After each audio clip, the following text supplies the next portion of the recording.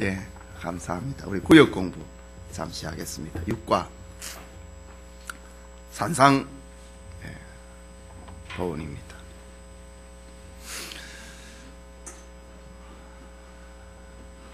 예수님의 공생애가 시작이 되었습니다. 예수님의 공생애를 정리를 하면은 말씀을 가르치시고, 말씀을 전파하시고, 말씀을 가르치시고, 병을 고치는 신은 사역으로 정리를 할 수 있습니다. 주님의 복음이 확장이 되었습니다. 그 결과 많은 무리들이 예수님을 쫓게 되었습니다. 예수님께서 자신을 따르는 이들이 많아짐을 보시고 무리를 보시고 산에 올라가 앉으사 입을 열어 가르쳐 가라사대 심령이 가난한 자는 복이 있나니 천국이 저희 것이며 애통하는 자는 복이 있나니 저희가 위로를 받을 것이며 라는 메시지를 시작으로 산상수훈이 시작이 됩니다. 예수님의 산에서, 저 갈릴리 지방의 산에서 전파하신 그 주옥과 같은 말씀이다. 피와 같은 말씀이다. 보배로운 말씀이다. 금덩어리와 같은 말씀이다. 라고 해서 산상수훈, 산상보훈 이렇게 다양한 별명이 붙여지고 있는 내용입니다. 그 내용이 바로 마태복음 5장, 6장, 7장입니다. 그런데 마태복음 5장에서 7장까지 이 세 장의 예수님의 설교가 산상수훈이라고 하는데 5장에서는 천국 백성의 정체성이 무엇이냐라는 것이고 6장에서는 천국 백성들이 어떻게 살아야 될 것인가에 대한 생활의 강령이고 7장에 가서는 천국 시민들이 무엇을 조심을 하고 무엇을 금해야 될 것인가에 대해서 말씀을 하고 있는 내용입니다. 오늘은 특별히 산상 복음 가운데 팔복에 대한 내용을 살펴보겠습니다.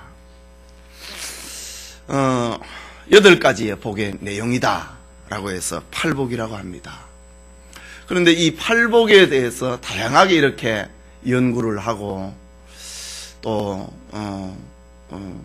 설교를 하고 이렇게 하는 경우가 있지만은 우리 교환에서는 여러 다양한 팔복을 공부를 하는 접근 방법 가운데 팔복을 크게 둘로 나누는 접근의 방법입니다. 하나는 그리스도를 만나는 단계, 영접의 단계입니다. 그리고 그리스도를 만나고 난 다음에 그의 삶이 따라오는 것, 무슨 일을 해야 되느냐 이런 것에 대한 내용이 그것을 전반부와 후반부 이렇게 팔복의 내용을 이렇게 구분을 해 볼 수 있습니다.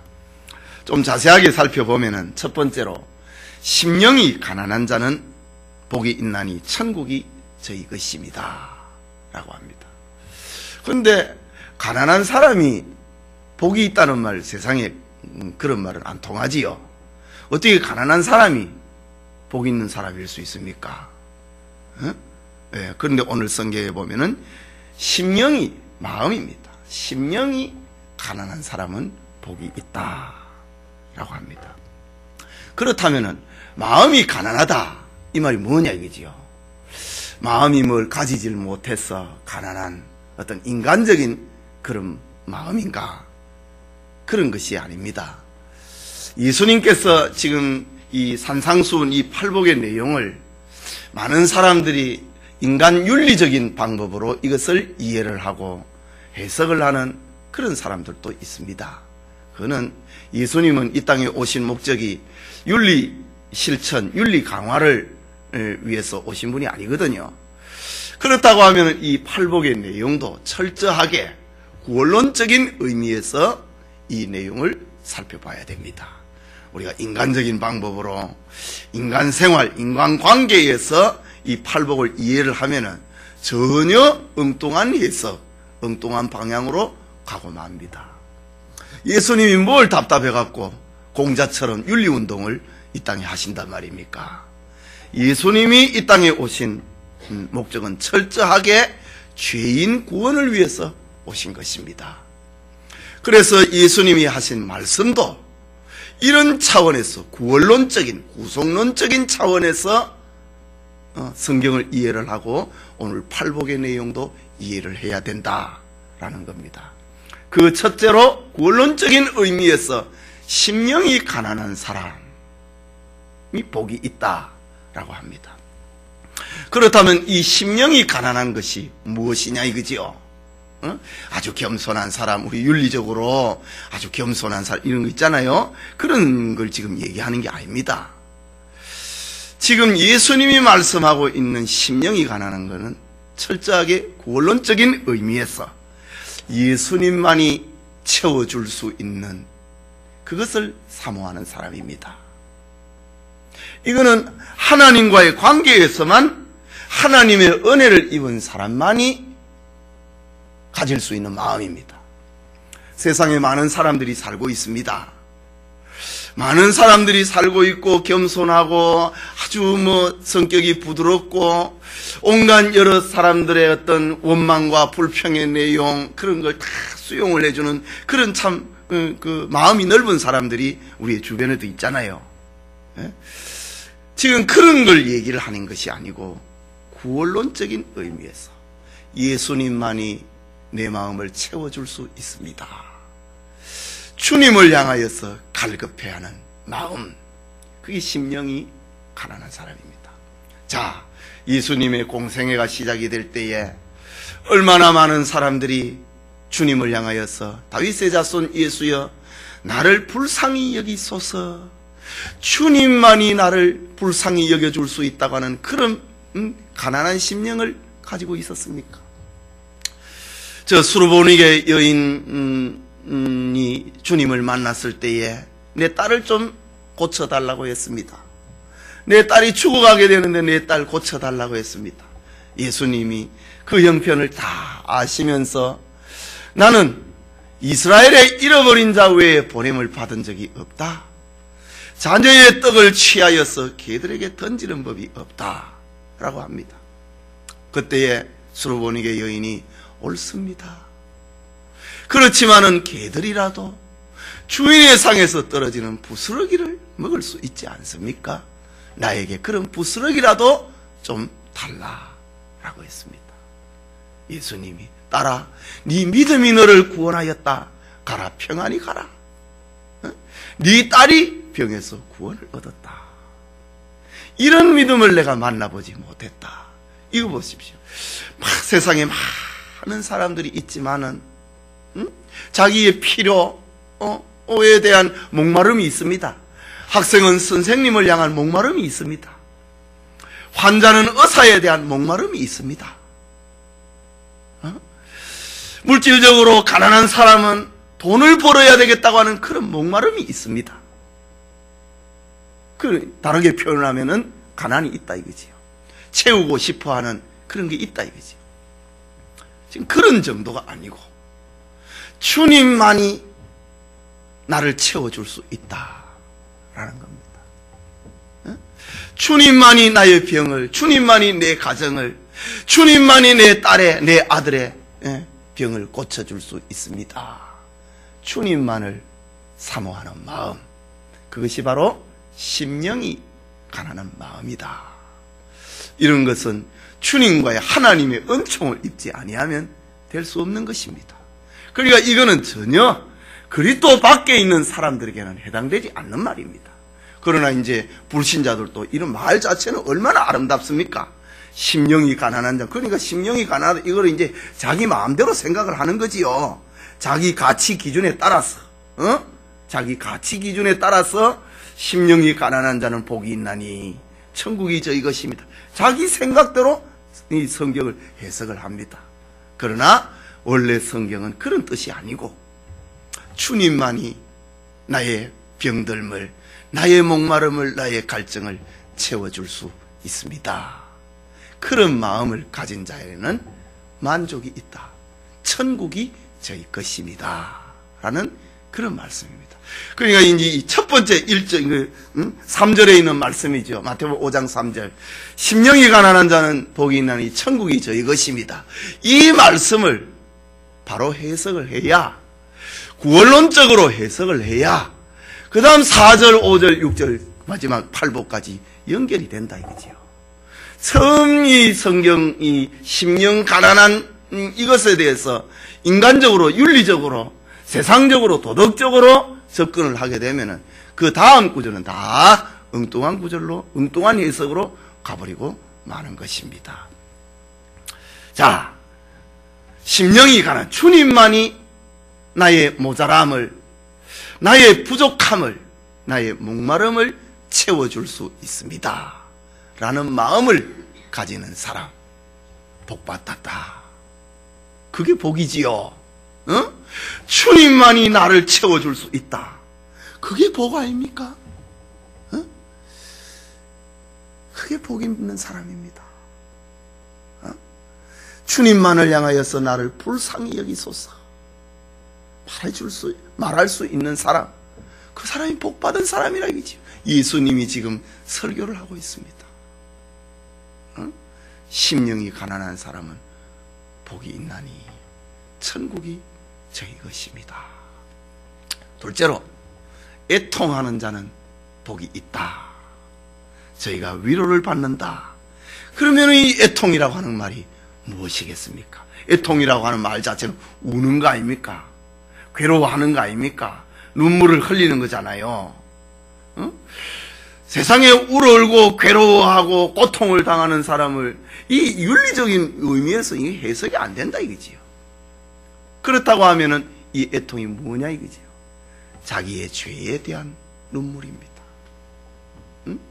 자기의 의지로서는 어떻게 할 수 없는, 어쩔 수 없는 죄인의 모습 앞에서 괴로워하고 눈물을 흘리는 사람, 복이 있는데 저가 하나님의 위로를 받는다 이지요. 그냥 텔레비를 보고 슬픈 광경을 보고 눈물을 흘리는 거, 그거 아무 주님하고 관계없는 거예요. 극장에 가서 영화 한 프로를 보고 아주 휴머니즘 영화 많잖아요.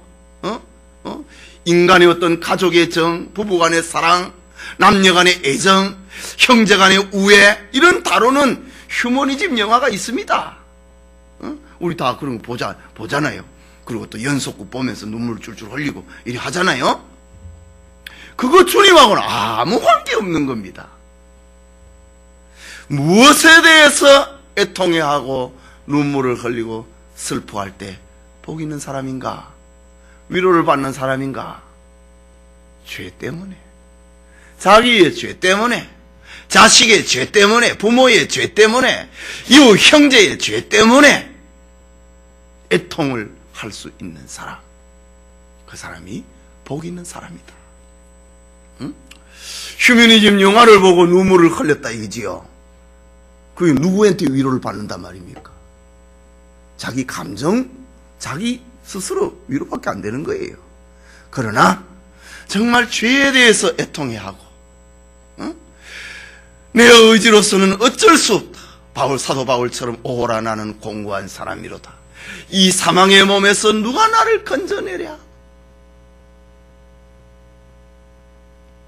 그러나 그리스도 예수 안에서는 내가 정죄함이 없다. 사도 바울이 로마서 7장과 8장을 보면은 사도 바울이 자기의 죄에 대해서 애통해하고 고통을 할 때에 주님으로부터 위로를 받았다지. 그리스도 안에서는 결코 정죄함이 없다. 위로다 이거지요. 전혀 어떤 휴머니즘적인 그런 메시지가 아니고 구원론적인 메시지다. 그 다음 세 번째, 온유한 자는 복이 있나니 땅을 기업으로 받을 것이며. 여기 온유라고 하는 것은 참 완악하고 고집스러움에 반대되는 아주 부드러운 마음입니다. 주님의 말씀을 잘 받아들일 수 있는 그런 마음입니다. 예수님께서 비유로 씨 뿌리는 농부의 비유를 예수님이 하신 적이 있지요. 좋은 땅이 있고 가시덤불 땅이 있고 또 길가 같은 땅이 있고 돌짝 같은 땅이 있습니다. 예. 길가 같은 땅은 길이 딱딱하게 굳어져 있으니까 말씀이 떨어져도 스며들 공간이 없습니다.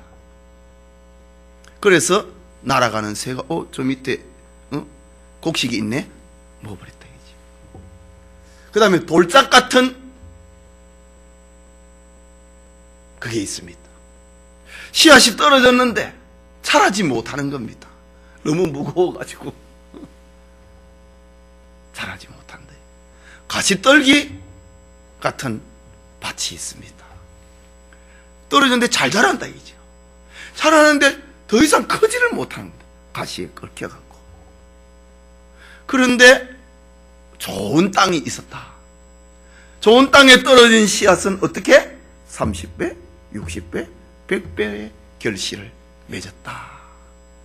바로 온유한 자는 복이 있나니 땅을 기업으로 받을 것이며, 이 말은 바로 그 예수님의 그 농부의 비유처럼 좋은 땅, 하나님의 말씀을 축복의 말씀이든 따가운 채찍의 말씀이든 그것을 잘 받아들이는 사람, 그 사람은 복을 받는다. 복을 받되 땅을 기업으로 받는다. 영생의 복을 두고 하는 말이지요. 그 다음에 네 번째로 의에 줄이고 목마른 자는 복이 있나니. 의. 남을 도와야 되겠다. 국가를 위해서 충성해야 되겠다. 가난한 사람을 내가 위로를 좀 해줘야 되겠다. 이런 의가 아닙니다. 여름에 수해가 났다. 일본에 대지진이 나서 내가 좀 도와야 되겠다. 텔레비를 보면서 저 아프리카의 소말리아에 먹을 것이 없어서 굶주리는 아이들의 텔레비를 봅니다. 그런 장면을 봅니다. 내가 도와야 되겠다. 그래서 우리가 전화를 해갖고 또 기부금을 보내기도 하고 이래 하잖아요. 그런 의가 아닙니다. 여기 의라고 하는 것은 바로 하나님을 믿는 믿음에서 발로가 되는 의입니다. 똑같은 남을 내가 돕는다 라고 하더라도 어떤 자기의 어떤 인격 실현, 자아 실현을 위해서 남을 돕는 거하고 하나님을 믿는 믿음을 가지고 하나님의 이름이 나타나는 거 있잖아요. 그거하고는 똑같은 내용이라 하더라도 다르다 이거지요. 가난한 사람을 돕는다. 국가에 충성을 한다. 저 외국에 먹지를 못해서 굶주리고 있는 아이들 있다. 똑같이 돕는 일이라 하더라도 어떤 자아 실현, 인격 실현, 그냥 불쌍히 여기는 그런 어떤 개념이 아니고 주님을 믿는 마음을 가지고 믿음을 가지고 행하는 일들, 이것이 바로 의입니다. 의에 줄이고 목마른 자는 복이 있나니 저가 배부를 것이다 라고 합니다. 예. 하나님이 나를 어떻게 보느냐 이거지요. 하나님이 옳다 하는 것이 무엇이냐, 그것에 대해서 목말라 하는 사람입니다. 그것이 의에 줄이고 목마른 자, 이겁니다. 사람이 나를 어떻게 보느냐, 내가 나를 어떻게 보느냐, 이것이 아니고 하나님이 나를 어떻게 보느냐, 거기에 목말라 하는 사람 복이 있다 라고 합니다. 자, 그 다음에 긍휼히 여기는 자는 복이 있나니 저희가 긍휼히 여김을 받을 것이며. 자, 지금까지가 주로 어떤 자기와의 관계였다면은, 이제는 자기의 어떤 외부적인 내용들, 자기의 어떤 삶입니다. 예수 믿는 성도의 삶입니다. 긍휼히 여기는 것. 예수 믿는 사람이 안 믿는 사람을 향하여서 불쌍히 여기는 마음. 저 예수 안 믿으면 지옥 가는데. 불타는 구령에 대한 열정. 그 사람이 긍휼히 여김을 받는 사람은 저도 하나님으로부터 불쌍히 여김을 받을 것이다. 예수 안 믿는 사람에 대해서 불쌍히 여김을 받는다. 그런 마음이 나에게 있다. 그러면 내가 하나님으로부터 내가 불쌍히 여김을 받는다. 복이다 이거지요. 그 다음에 좀 빨리 하겠습니다. 마음이 청결한 자는 복이 있나니 하나님을 볼 것이다. 마음이 청결하다. 이 순결입니다. 정죄를 두고 하는 말입니다. 하나님의 일을 함에 있어서 마음이 갈라지지 않는 것, 두 마음을 품지 않는 것, 순전한 충성입니다. 이런 사람은 하나님을 보게 된다. 복입니다. 화평케 하는 자는 복이 있나니 하나님의 아들이라 일컬음을 받을 것이다. 여기 화평이라고 하는 이 말은 에이레네라는 헬라 말입니다. 이 말은 주로 사람과의 관계에서 쓰는 말이라기보다는 주로 하나님과의 관계에서 사용이 되는 말입니다. 내가 예수를 믿는다. 하나님하고 나하고 평화가 이루어졌지요. 그러나 친구가 예수 안 믿는다. 그는 하나님과 그 친구 사이는 아직 불화관계입니다. 화평이 없지요. 그게 화평케 하는 자. 그러니까 우리는 자꾸만 이런 내용들을 인간관계에서, 인본주의에서 자꾸 이해를 한다고요. 친구 화목시켜야 된다. 물론 그거 틀린 말 아닙니다. 좋은 말입니다. 그러나 예수님이 지금 말씀하고 있는 본질적인 의미는 하나님과 관계입니다. 사람하고 관계하고 한만 좋으면 우리가 공자를 따라갈 수 있겠습니까? 못 따라갑니다. 지금 그런 차원이 말이 아니고, 저 사람이 하나님하고 불화하고 있는데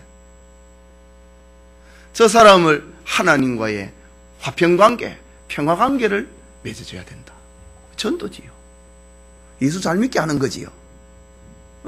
믿음이 약한 사람을 도와줘가지고 예수 잘 믿게 해주는 겁니다.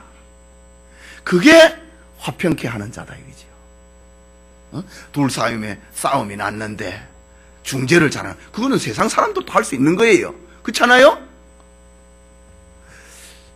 중재 잘하는 거 세상 사람이 얼마나 잘합니까? 상담가들, 변호사들 얼마나 잘합니까?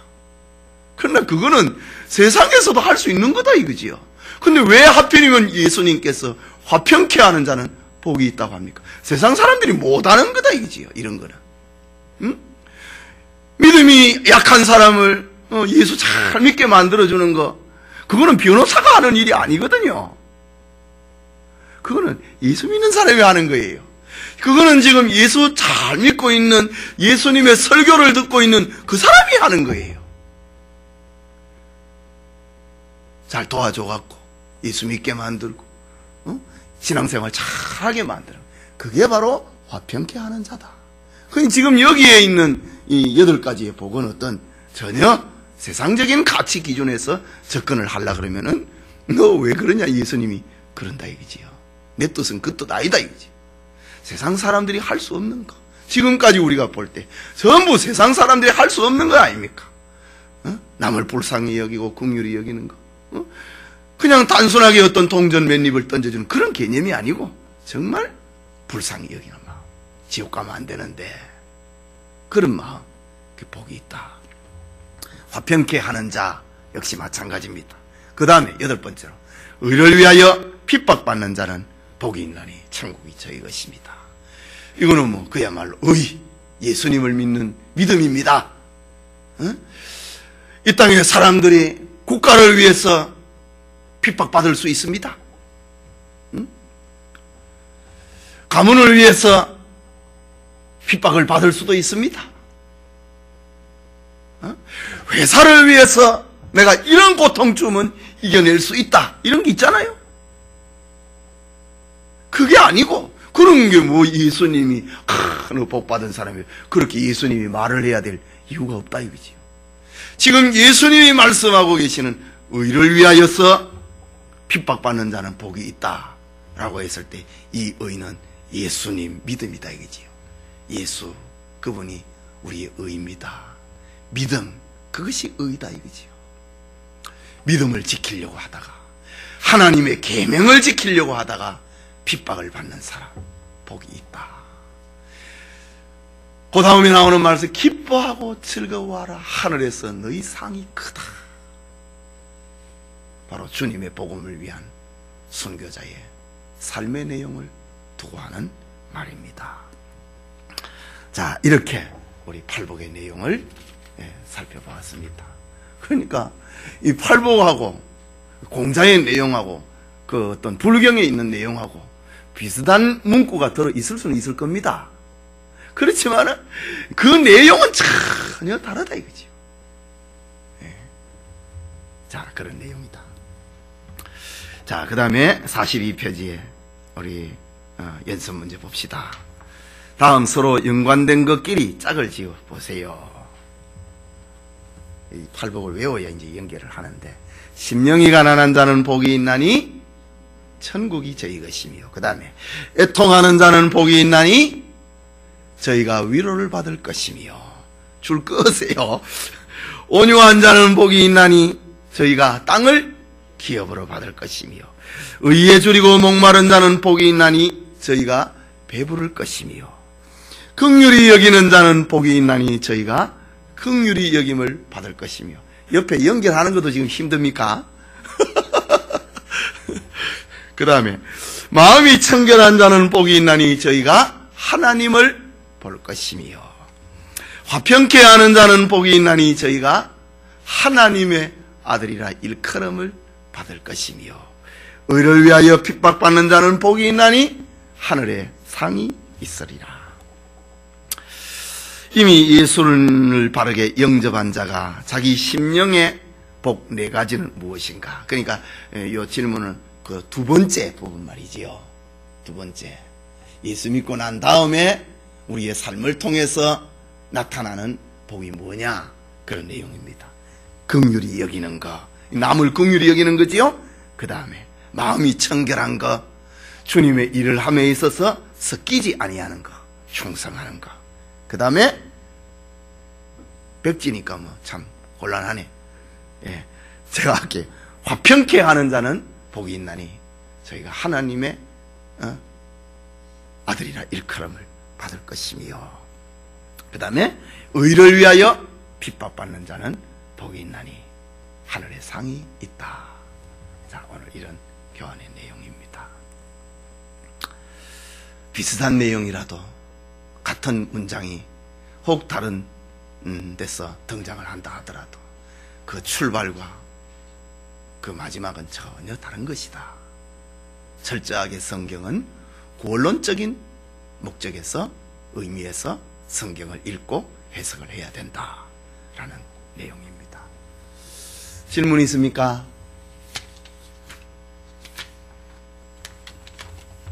예, 기도합시다.